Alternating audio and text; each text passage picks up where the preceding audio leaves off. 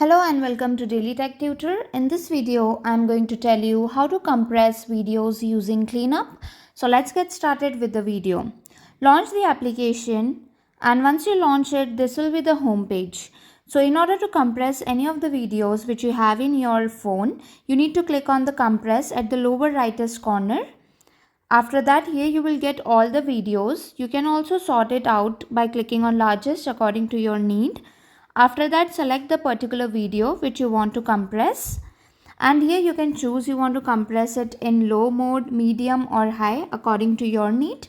You can switch it, the percentage of compression you want, and then click on start compress. So basically there are two ways. The first one is to unlock the unlimited access, that means to purchase the premium if you do not wish to watch any ad, or you can watch an ad and compress the file.